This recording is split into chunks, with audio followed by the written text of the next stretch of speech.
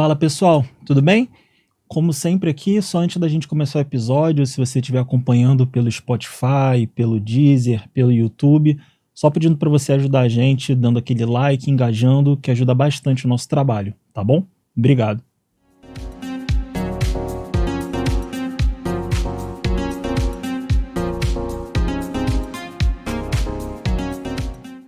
Fala pessoal, tudo bem? Bem-vindos a mais um Papo de GC. Hoje uma conversa muito especial. Estou recebendo aqui uma grande convidada, já vou deixar ela se apresentar um pouquinho. Mas assim, quando a gente fala de marketing hoje dentro da indústria, não tem como não deixar de lembrar do nome dela. Ela que já fez aí projetos incríveis em grandes organizações como PepsiCo, Coca-Cola, Merck, Haleon, Mondelez, enfim, acho que o, o background dela é muito vasto, já fez turnaround de marcas, já, enfim, cresceu aí portfólios bilionários, liderança de times multiculturais. Assim, dá até um cansaço falar de tudo que ela já fez nesse mundo. Então, assim, queria só agradecer pela presença dela. Ana, obrigado por estar aqui presente com a gente. Ana Paula Kreiner, assim, uma executiva de marketing brilhante, há anos aí construindo, acho que o nome e a reputação dela no mercado. E assim, é um prazer ter você aqui no Papo de GC com a gente, Ana. Nossa, obrigada. Uau, que introdução maravilhosa. Obrigada. Prazer enorme estar aqui. Parabéns pela iniciativa. Muito, muito bacana. Estou acompanhando aqui a cada 15 dias, firme e forte. Não, perfeito. Bom, então deixa eu já começar aqui te perguntando, tá? Algo que eu sempre gosto de perguntar para as pessoas que são especialistas de marketing vêm aqui, que é o seguinte: a gente sempre acho que tem uma chavezinha que grandes executivos de marketing têm, que é quando eles param de... Não é que param de enxergar, mas quando eles entendem que marketing vai além de simplesmente dar propaganda, e sim, marketing é muito sobre endereçar um comportamento de consumo. Né? Queria muito saber de como foi essa virada de chave na sua carreira e como você chegou nesse tipo de pensamento padrão na hora que você colocava seu trabalho no dia a dia. Maravilha. Eu acho que eu tenho uma marca que eu trabalhei há alguns anos, que é uma marca que está aqui no meu coração, chamada Gatorade, uma marca da Pepsi, uma marca global. E essa marca, é engraçado que a maneira que ela foi criada, né, nasceu num campo de futebol americano nos Estados Unidos.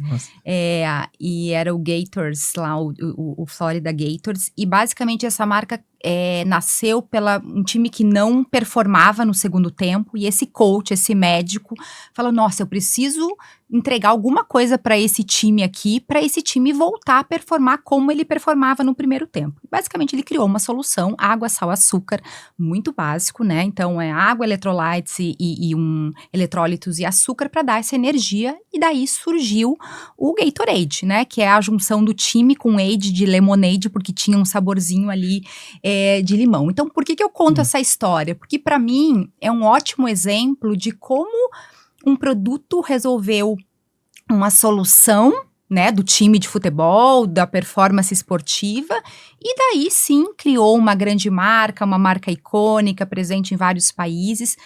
A propaganda fez parte dessa história? Com certeza teve o seu canal, mas não é a âncora, né? A âncora foi entender a demanda desse consumidor, desse esportista, entregar algo que fazia sentido, que resolvia, e depois disso construir essa marca, né? Colocando o produto na mão da pessoa certa, do esportista certo, no momento certo, né? Não é quando você tá vendo televisão, é quando você tá performando, quando você tá fazendo um esporte.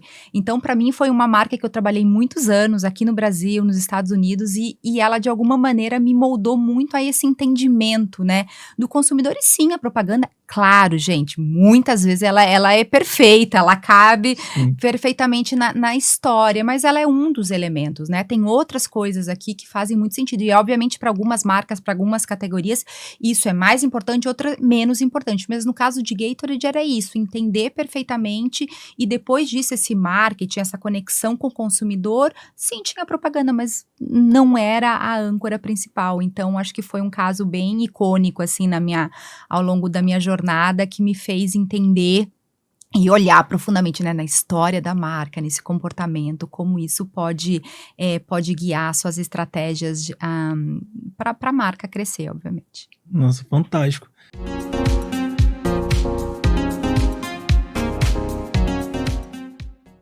Sim, deixa eu até aproveitar esse gancho, porque assim, acho muito bacana quando o convidado ele traz cases, né, Aham. que ele vivenciou, e assim, até tentando entender um pouco de todo o background que você passou por empresas que são excelências quando a gente fala do ponto de vista de marketing, né, então você deve ter tido vários cases como esse. Queria te perguntar, tem fórmula mágica, enfim, não sou muito desses Hum. padrões, mas tem algo em comum que essas empresas tinham, algum tipo de padrão de trabalho que fazem elas serem tão boas do ponto de vista de excelência em marketing?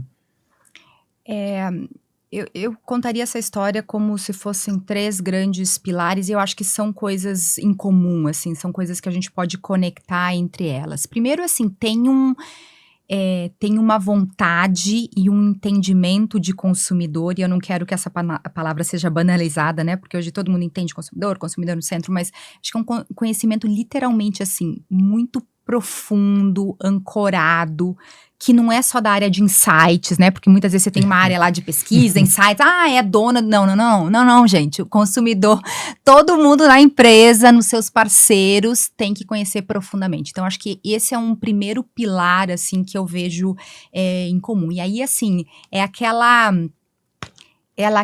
curiosidade, a inconformidade de não se acostumar com a primeira resposta, de querer ir a mais, de entender o consumidor dentro de casa, fora de casa, no ponto de venda, na gôndola, fora da gôndola, no celular, fora do celular, ou seja, é uma visão muito profunda. Aqui não é sobre o overview, aqui é literalmente sobre profundidade. Então, acho que esse é uma primeira coisa que eu vejo que é super comum e é uma necessidade. A segunda dela é construir marcas muito fortes e muito amadas, né? E aí um elo assim conector aí que eu tive na minha carreira é que para construir essas marcas amadas, desejadas, queridas, tem uma conexão emocional. A gente lá, já vou falar de produto, porque sim, tem que entregar o serviço, o produto, obviamente. Mas tem uma conexão, assim, tem um elo, é como se fosse Uhum. quase seu amigo, assim, né? Você vai se relacionar com uma pessoa que você gosta. E essa relação com as marcas também existe. Então, quando você pensa em Coca-Cola, quando você pensa em uma das primeiras marcas que eu trabalhei, Pó Royal, super ancorado na emoção, na referência da infância, dentro de casa. Então, Total. tem essa emoção, né?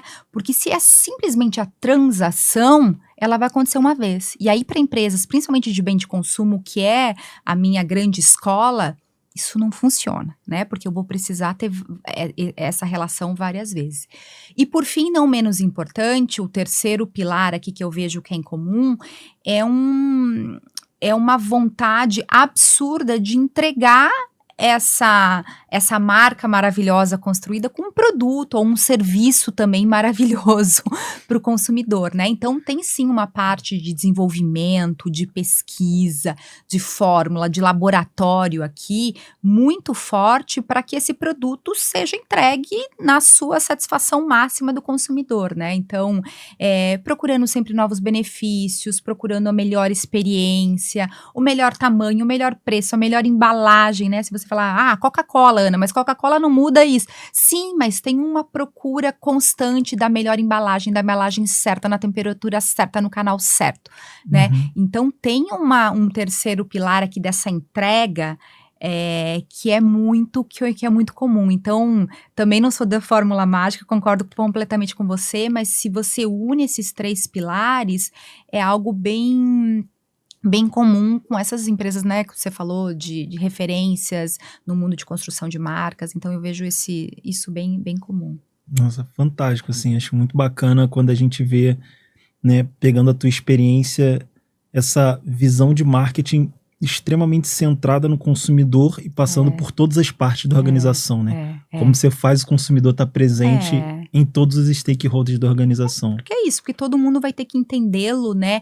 E aí eu até traria uma provocação, assim, além do time, né, das pessoas que estão na organização, os seus parceiros, né? Porque muitas vezes você precisa de agências, você precisa de produtoras, Uhum. né? Isso faz parte, é um oxigênio bacana, né? Eu acho assim, os parceiros que você, né, que você trabalha no seu dia a dia dão muitas vezes uma provocação, traz uma ideia diferente. Então, esse grupo, né, também tem que respirar o consumidor da mesma maneira. Também que tem que entender a dor, também que tem que entender o que cabe no bolso, o que não cabe, qual é o desejo, qual não é, como a concorrência está agindo, como é lá na gôndola, a decisão na frente, né, a hora da verdade na frente da gôndola. Então, acho que esse desejo que os funcionários, as pessoas que trabalham conheçam, mas também esse entorno aqui, eu acho que faz todo sentido. Não, perfeito. Então, deixa eu aproveitar para ser um pouquinho polêmico. Bora! Agora, aproveitando essa sua última fala, que eu achei fantástico, que como você engaja todos os seus stakeholders internos e externos, né, para serem centrados no consumidor, mas você já teve a experiência inversa, ou pelo menos você já viu isso acontecer no mercado, quando empresas se colocam como consumer-centric, mas na verdade não são dentro do dia a dia? Porque todas se colocam, né? Se a gente pensar nos últimos, não sei, talvez 10 anos, não sei, esse número não é comprovado, momento, assim, né? Mas por volta de 10, né? Todo mundo começou a colocar, todas as empresas começaram a colocar isso no centro das decisões. O que eu vejo que nem sempre, né, na teoria, eu falo assim, no PowerPoint tá lá, na parede às vezes da empresa também tá lá no site, mas não necessariamente na prática. A primeira delas é que muitas decisões não são tomadas pela decisão do consumidor, né, pelo desejo do consumidor, e sim muitas vezes porque eu tenho que reduzir custo, porque eu tenho que entregar minha margem. Então, claro, gente, empresas precisam entregar resultado no bottom line também.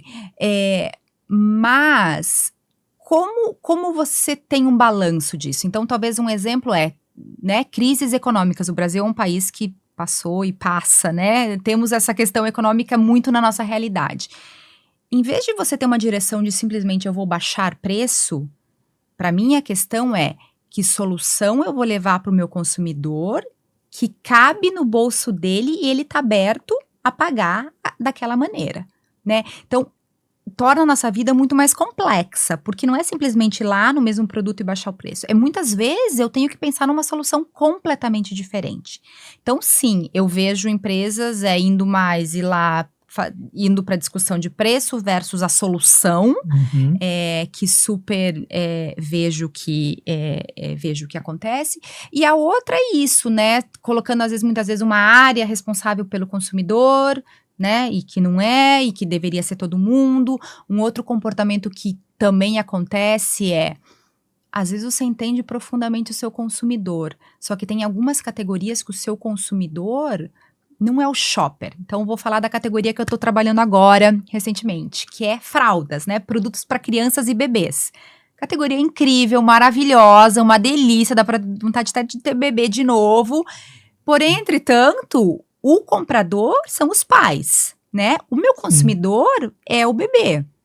Então, como eu entendo essa dinâmica do consumidor, mas também do shopper, né? Isso aconteceu com outras categorias que eu já trabalhei, não sei, Fanta era uma marca que era muito consumida por adolescentes, jovens, que muitas vezes os pais compravam, né? Eu tenho que entender o meu consumidor, mas eu tenho que entender esse shopper também. Então, uma empresa que é consumer-centric, assim, na veia, ela vai lá e ela vê toda essa jornada. Ela fala com o consumidor, ela entende o shopper também.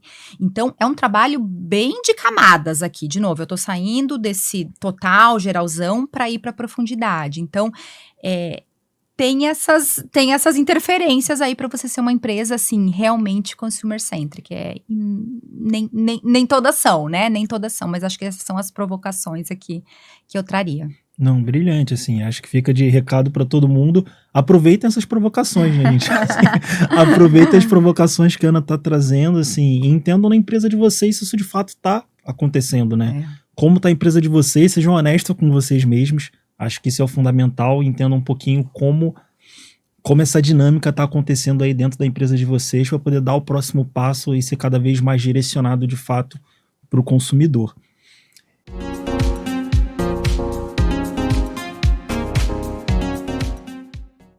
E aí agora, queria começar a aproveitar um pouco do teu background, tá? Das diferenças das empresas que você trabalhou. né? Porque você tem uma experiência incrível, como você falou, né? Você teve uma escola de bens de consumo muito forte, mas você também trabalhou com uma parte de saúde, de Sim, healthcare sim, sim. dentro da sua carreira. E eu queria saber muito a diferença de você conseguir conectar com consumidores tão diferentes, né? Desde categorias super de impulso ali, como categoria de bebidas, até categorias que são muito relacionadas a healthcare, como vitaminas, Sim. vacinas. Quais são as grandes diferenças de você conectar? Excelente pergunta, super bacana. Bom, o que eu vejo, né, a minha escola super centrada em bem de consumo, então, assim, tem o consumidor, tem a marca, tem aquela coisa quente, né, tem um pouco até da coisa da cultura, né, muitas vezes, assim, você entende a cultura para entender seu consumidor, tem uma coisa muito forte de canal, né, porque não é simplesmente ter a marca, a marca, né, a marca no canal certo, na embalagem certa, na temperatura. Eu vou trazer de novo a história de temperatura, que é uma coisa super forte para bebidas, né, no canal. Eu lembro uma vez, eu fiz um caso, era Mondeleza, bastante tempo atrás, mas que era super para consumo, que era, o desafio era tentar pegar aquele momento onde o consumidor ia até o checkout e que ele tinha um troquinho. Em vez de pegar a moedinha de volta, ele poderia pegar um chocolate, né? Então era assim, um produto quase era uma bocada e acabava, né? Mas era isso, pegar aquele impulso final da compra, assim, e tal. Então tem uma dinâmica aqui, né? Tem uma dinâmica de celeridade, de agilidade, de estar muito no centro, de estar muito conectado, de ter uma frequência. O que significa isso? Não adianta você beber Coca-Cola uma vez na vida. Eu vou querer que você beba com uma certa frequência, que você tenha essa relação com a marca algumas vezes, né? Então, essa é um pouco do cenário de bem de consumo. Da outra ponta, né, vem a indústria da saúde, que é uma indústria maravilhosa, delícia, assim, apaixonante.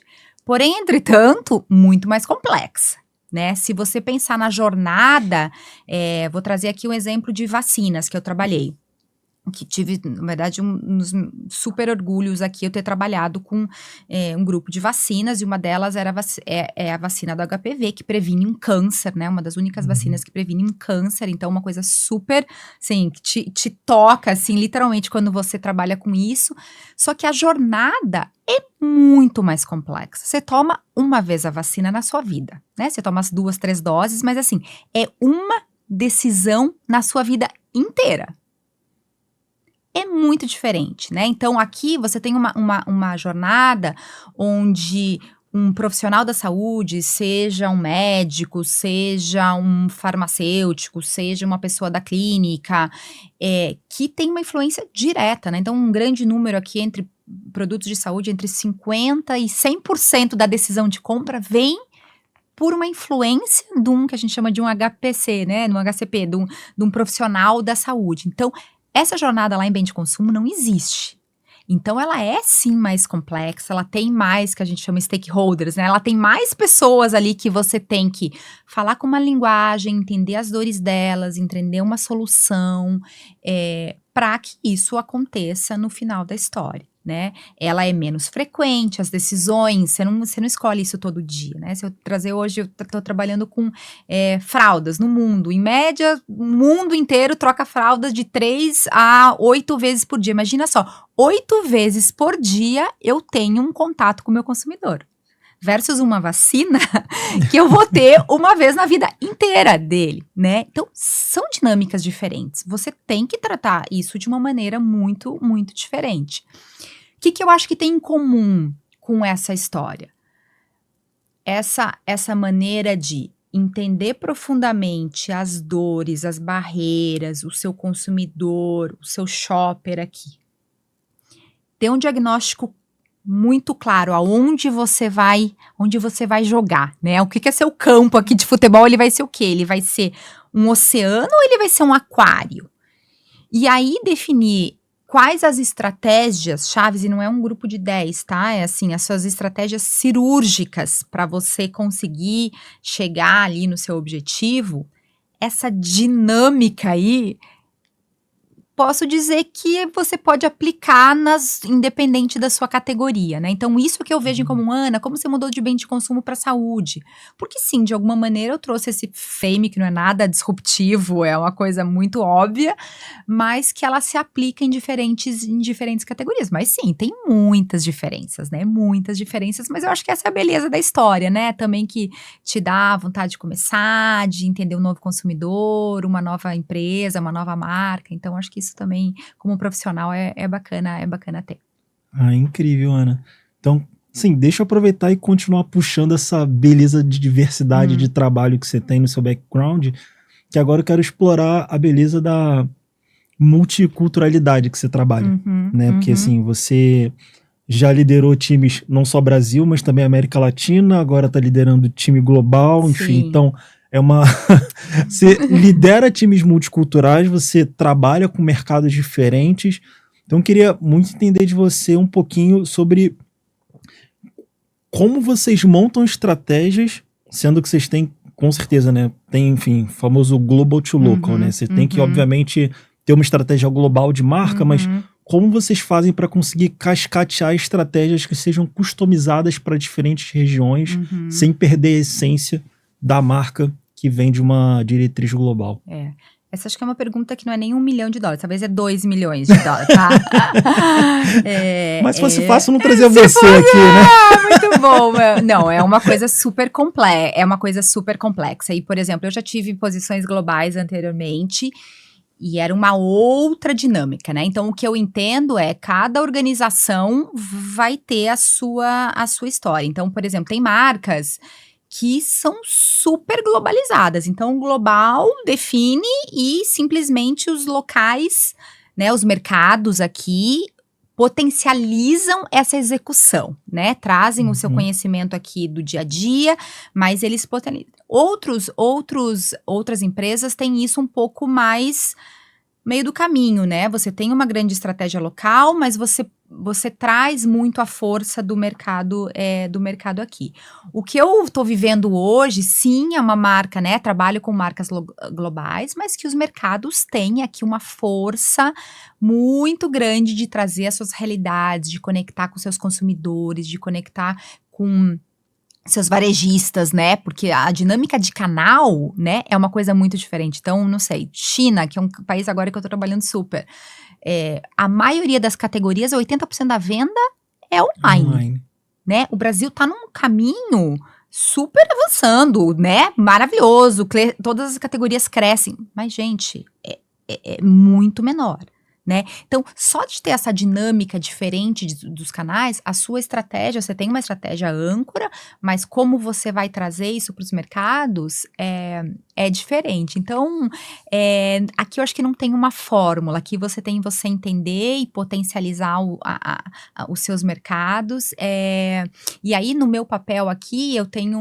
uma tarefa de casa, digamos assim, de entender muito bem essas diferenças, né? Então, eu obviamente não vou falar com todos os mercados, mas vou pegar aqui os principais mercados e entender como esse consumidor, como ele compra, o que são os drivers dele, e tentar ter alguma coisa uniforme, né? O que é uniforme, o que é válido para esses mercados que a minha marca pode ter, né? Ter essa...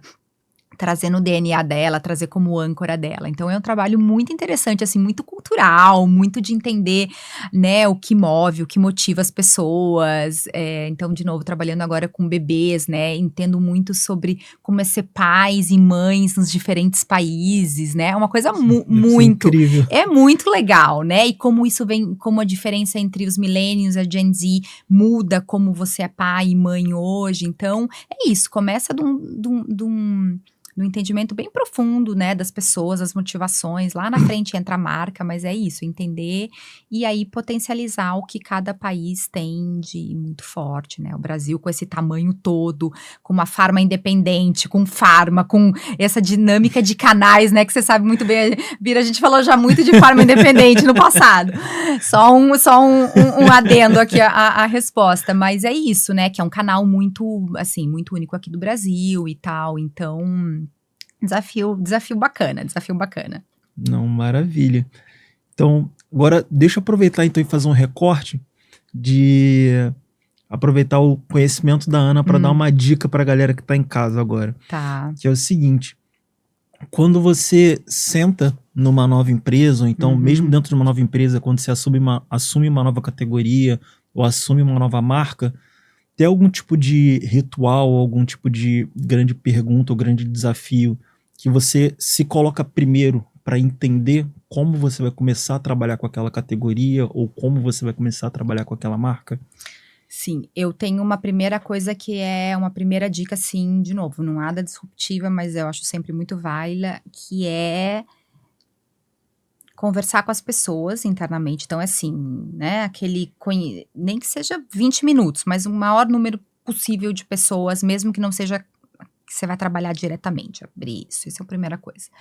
A segunda é ir para onde o seu produto é vendido, onde o seu produto é consumido, né? Então, aqui no caso, muitas vezes é visitar campo, visitar loja, visitar farmácia, visitar aonde a coisa acontece, assim. Eu acho que isso é super importante e faz muito sentido. E a terceira, sempre tento tratar um diagnóstico, e até essa semana eu estava ouvindo um podcast do Bate de Latte, né, que é uma marca super recente e tal, um caso super legal, e aí eu estava ouvindo como que era o modelo de crescimento, né, eles têm um modelo lá de crescimento, e eu falei, nossa, é o que eu olho aqui, então, ou seja, não é meu, é um modelo que várias empresas usam, mas que é uma análise muito seguinte, olha, essa marca, essa categoria que você está trabalhando, ela tem um desafio de penetração. O que significa isso? Penetração é você conseguir vender uma vez para essa pessoa, esse lar, independente de como você leia a penetração. O seu desafio está mais ancorado em frequência? O que significa isso? Esse consumidor já te comprou uma vez, mas você quer que ela compre com mais vezes? Ou o teu desafio ela já comprou, ela compra com uma certa frequência, mas eu posso adicionar um valor agregado, ou cobrar mais, ou agregar benefício, alguma coisa a mais que ela desembolse mais por aquele produto. Então, eu tenho meio que essa escadinha mental que eu gosto sempre de ter um diagnóstico muito claro em relação a isso, porque são estratégias muito diferentes. Então, se é penetração, eu vou falar com novos consumidores. Se você já bebe Coca-Cola e eu quero aumentar minha penetração, não é você, eu vou procurar outra pessoa. Então, muda a minha estratégia. Se eu quero, sim, aumentar a frequência, é para quem já me consome, né? Então, já é uma pessoa que já teve uma relação com a minha marca. Então, a minha estratégia é outra. Terceiro, eu vou agregar valor. Eu já tenho a penetração, você já me consome frequentemente, mas o que eu vou trazer para você que vai brilhar os olhos e vai falar, realmente é isso, você está tendo uma necessidade que eu não tenho e eu vou vou gastar, vou desembolsar mais com essa marca. Então, esse framezinho, de novo, não é exclusivo da Ana, todas as empresas usam, mas mentalmente para mim me traz um conforto assim para eu saber o que eu vou direcionar. Muitas vezes é uma combinação das duas coisas, né? Claro. Mas eu acho que isso te ajuda muito a você, né, definir a sua estratégia, o que você vai propor para aquele negócio que você tá liderando. Nossa, brilhante, Ana. Assim, fica aí a dica para todo mundo. E Bate de Latte, eu esqueci o nome vou até pegar o nome, foi um podcast super legal. Eu falei, gente, a maneira que ele explicou também foi muito legal. E eu falei, nossa, temos uma sintonia aí. Não, mas depois você me manda o link que eu boto nos comentários aí do vídeo pro pessoal. Vou colocar. Sem problema nenhum. Então agora, deixa eu fazer agora um recorte, então, voltando para os cases que você já atuou. Tá bom. Né? Que assim, você já atuou em marcas que são culturalmente fortíssimas, né? Enfim, Fanta, Sprite, e também atrelado a eventos muito fortes, né? Então você já atuou em eventos como NBA, NFL, Seleção Brasileira. Então assim, você conseguiu atrelar grandes eventos, grandes marcas, a marcas culturalmente muito fortes que você trabalhou. E aí a minha pergunta é, como você fez ao longo da sua carreira para conseguir fortalecer de uma maneira tão consistente essas marcas culturalmente falando, né? Obviamente eu dei aqui exemplos extremos, mas você fez isso também com outras marcas. Então, como fortalecer marcas, como trabalhar a marca de uma forma consistente para que elas sejam fortes culturalmente falando. O passo número 1 que eu vejo parece: "Ana, mas você já falou desse passo, eu vou falar de novo". É você entender aqui teu consumidor e tua marca, né, porque tem que ter uma verdade ali, Uhum, tem que ter uma coisa que, a gente fala, né, fit cultural, assim, tem que fazer parte do consumidor e tem que fazer parte da marca. Você entendendo profundamente isso, você consegue entender na cultura ou nos que a gente chama muitas vezes nos passion points, nos assuntos de interesse, nos trazer isso de maneira harmônica e que faz sentido. Sabe quando você vê aquela marca que tá fazendo, fala assim: "Óbvio que essa marca deveria estar nesse evento. Óbvio que essa marca deveria estar fazendo essa parceria. Óbvio que essa marca deveria estar fazendo, falando desse assunto aqui que tá quente aqui pra mim". Então esse tipo de fluidez aqui, você precisa entender seu consumidor, entender sua marca e tá muito, assim, ativo, muito antenado para as coisas que estão acontecendo e que faz sentido você conectar, né. Assim, o casamento é aquele casamento que fala: "Nossa, isso, é aqui". Eh, e aí eu acho que eu traria uma provocação aqui, muitas vezes nesse caso, parceiros que tenham esse olhar cultural mais aguçado, são super importantes. Então, por exemplo, quando eu fui trabalhar com esporte, eu amo esporte, mas eu não sou uma expert em esportes, tá? Sendo já honesta, mas fui sentar na cadeira de Gatorade. Sim, então ter esses parceiros que te provoquem, que traz, ideias bacanas, que fazem essa conexão, ajuda muito quando você não é essa expert no assunto. E uhum. muitas vezes você não é mesmo, né.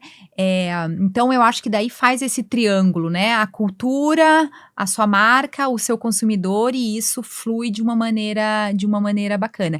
E a outra provocação aqui é marcas que são culturalmente relevantes para os consumidores, ela tem uma linha contínua, né, não é uma coisa esquizofrênica, né, ora eu tô de esporte, outra eu tô fazendo um assunto que não tem nada a ver, sabe, tem uma estratégia ali, tem um ponto de conexão, então eu acho que esse cuidado, talvez, acho que essa é a palavra, esse cuidado aqui do que você traz, o que você conecta com a sua marca, tem que estar ali né, no território dela de alguma maneira. E você como gestor dessa marca, você pode orientar isso, né, isso tá na sua mão, Brilhante. entendeu, a falar: "Olha, isso faz sentido, isso não tá, né, do's and don'ts, isso sim tem a ver com a minha marca, isso aqui não tem a ver com a marca", né. Então você saber o que não tem a ver com a sua marca também é, sim, tão importante quanto, né, para você trazer essa cultura quente, deixar essa marca próxima, então, é um tipo de trabalho que eu adoro fazer, mas tem os seus meandres ali. Maravilha, Ana, perfeito.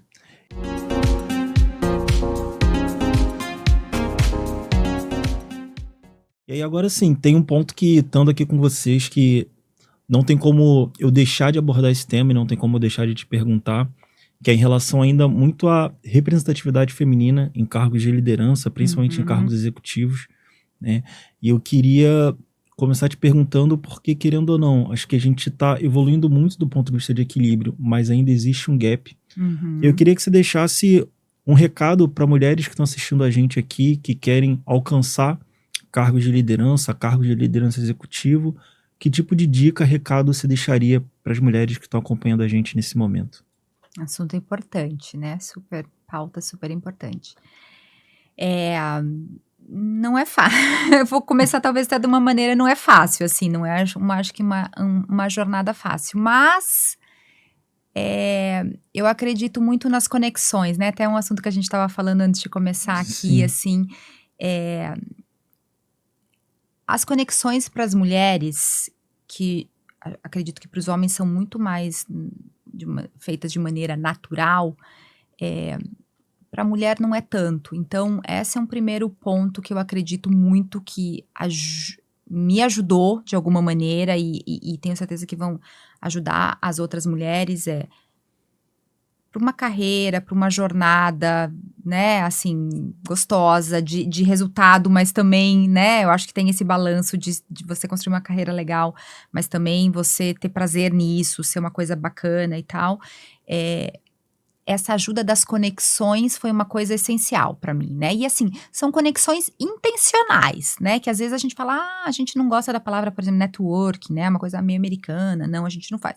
Eu acredito muito nisso, nessa maneira intencional, que você vai conectar com as pessoas, Uhum. procurando ali fazer uma troca, ter uma conversa, aprender algo, doar algo.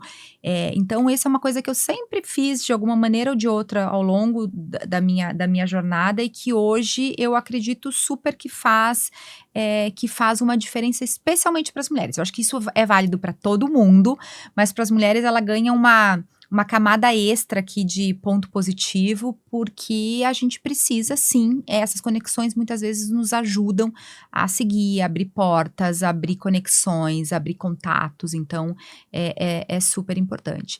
A segunda coisa que eu queria trazer aqui, sendo super, assim, transparente no assunto, a gente tem a maternidade na história, né? Os homens, Uhum. obviamente, têm a paternidade, mas a maternidade, por o fato de muitas vezes da gente ficar, né, um tempo, 6 meses, 4 meses, dependendo aí da dinâmica, fora do mercado corporativo aqui, que é o meu exemplo, quando a gente tem, né, um bebê, isso muda a sua jornada, entendeu? Não tem como falar que não muda, porque muda a jornada, né?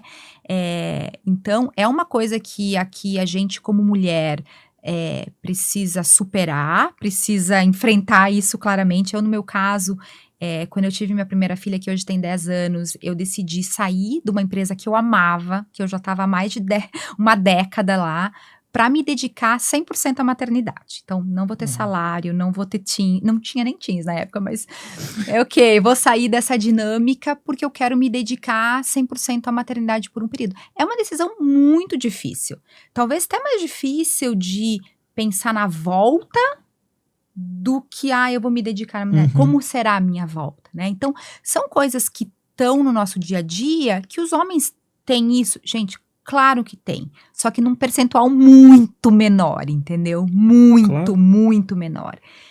Então, a gente tem esses desafios na nossa, já falando assim, os desafios extras na nossa jornada, mas que ao mesmo tempo deixam a nossa jornada mais, eu vou falar, mais motivada, mais cheia de emoções, né? Quando você volta de uma licença maternidade, eu acredito claramente, assim, que a gente teve um aprendizado nesse tempo da maternidade de priorização, de conseguir fazer 10 coisas ao mesmo tempo, de dormir menos, que é um MBA, assim, né? Que não é lá você ter ficado 6 meses na empresa que você iria adquirir isso. Então, mas a gente tem esses desafios, né? E aí, por isso que eu acredito muito na união, na junção, nas conexões para superar, porque isso tá na sua jornada. E a gente vai querer ter filho, graças a Deus, e a gente vai querer subir na carreira e a gente vai querer avançar, porque não é um ou outro, é um e outro. A gente tem que colocar esse e junto, né? Mas não é fácil, não. E por isso que eu falo, né? Tem um provérbio indiano que eu adoro, gosto muito, que fala o seguinte: se você quiser ir rápido, vá sozinho. Mas se você quiser ir longe, mais longe, vá junto. E, de novo, ele vale para todo mundo, mas para as mulheres, esse provérbio eu acho que ainda, acredito ser ainda mais importante, né? Então, essa junção, essas conexões, esses grupos, o contar a sua experiência, o dividir, você achar que ela também teve a mesma experiência que a sua, esse senso de pertencimento, de comunidade, que é uma dos valores do ser humano, né? O pertencimento faz ainda mais diferença e faz com que a gente, né, siga nessa jornada. Sim, que a gente quer posições de liderança, a gente quer ter o espaço, assim como os homens querem ter. Sim, brilhante, inspirador, assim, não tem mais o que falar. E assim, e aí dentro disso também só queria te perguntar, acho que de um ponto super bacana, porque você hoje está atuando, né, como professora e mentora, Uhum. também para mulheres. Eu queria saber muito, até a partir desse viés, que tipo de legado você, enfim, se almeja, você deseja deixar também para outras mulheres que estão vindo e que querem seguir o mesmo caminho que você. O ponto da mentoria é muito, eu penso assim, né? Eu já tive tantas mentoras, sigo com algumas mentoras, e mentoria foi uma coisa que me ajudou sempre tanto, sabe? Foi uma coisa tão, eu vejo que vários momentos, assim, super críticos críticos no bom sentido, de mudança na minha carreira, tiveram o suporte, a orientação, a conversa, pelo menos a conversa de uma das minhas mentoras. Então, o que eu tento fazer hoje, eu sigo tendo mentoras, mas quero mentorar outras mulheres também. Então, faço parte de um programa chamado Latinas do Bem, que é uma organização non-profit, né, sem fins lucrativos, que ajuda outras mulheres latinas ao redor do mundo a acelerar suas carreiras. Então, faço parte, já fiz parte do Todas também, que também acelera carreiras femininas. Então, sempre que tem um grupo ou outro, eu sou aqui a pessoa que estou ali fazendo parte. E aí, isso faz com que eu penso, né, que legado que eu quero deixar para os meus times, ou principalmente para essas mulheres. Para mim é uma coisa muito de você conseguir casar ou juntar, né, uma performance, uma carreira de resultado, de entrega, que todo mundo, eu amo um resultado, eu amo uma entrega, mas que isso pode ser feito de uma maneira onde você consiga estar bem, tratar os outros bem, com respeito, com educação. Eu falo que é a junção poderosa do what, né, do que, com o how. Como você faz isso? Porque o como você faz, como você entrega o seu resultado, para mim é tão importante quanto. Ele tem um peso aqui meio a meio. Então, isso é uma coisa que eu valorizo muito no meu dia a dia. Eu falo, gente, a gente passa muitas horas no nosso dia trabalhando, né? E não é só muitas horas, são as horas com mais energia, né? Sua energia mais intensa geralmente está ali nas horas do trabalho. Então, para mim, ter esse balanço de um trabalho bem feito, uma entrega maravilhosa, mas também com um brilho no olho, com uma vontade de voltar no outro dia, de ter um ambiente legal, é isso, é o que eu quero mostrar que é possível, assim, que tem isso, não é difícil, mas é possível você casar essas duas coisas e ter isso, ter uma carreira, mas ter uma qualidade de vida também bacana. Então, esse é o meu, se puder de alguma maneira mostrar isso para alguém ou inspirar isso em alguém, acho que eu vou ficar já feliz. Brilhante, acho que você já tá inspirando agora. Acho que imagina todo mundo que tá assistindo de casa, assim, acho que é muito, muito prazeroso e muito verdadeiro te ouvir falar. Assim, acho que isso é fantástico e acho que passa muita verdade, acho que a galera de casa vai entender muito todos os seus recados e acho que principalmente todo o modus operandi, como você leva a vida e todo o propósito que você coloca nisso, assim, só posso te falar mais uma vez, parabéns. Obrigada. Parabéns por tudo. E assim, e aí, infelizmente, tudo que é bom uma hora acaba, né? A gente tá indo pra parte final do nosso episódio. Mas antes da gente terminar, eu queria fazer aqui uma sessão de bate-bola contigo. Queria levantar aqui alguns pontinhos e queria que você trouxesse sua visão rápida sobre o que você acha. Eu vou até puxar minha colinha aqui. Tá bom. Pra eu lembrar. Aqui, ó. Então, fazer uma sessão bem rapidinho aqui contigo. Então, primeiro, queria saber uma marca que você admira pela experiência de entrega para o consumidor. Ai, meu Deus. Lego, amo. De 8 a 80 experiências maravilhosas, amo. Perfeito. Um erro de marketing que você acha que é muito comum e vê sendo cometido até hoje nas empresas? Investir 100% da grana que você tem, do dinheiro que você tem em conversão, lá no final do funil. Perfeito, no olhar o todo, maravilha. Uma liderança feminina que te inspira?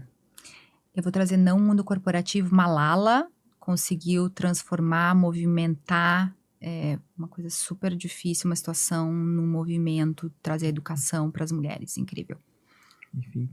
E se você precisasse resumir o futuro do marketing, pelo menos pelos próximos 5, 10 anos, em uma palavra, qual seria? Experiência. Maravilha.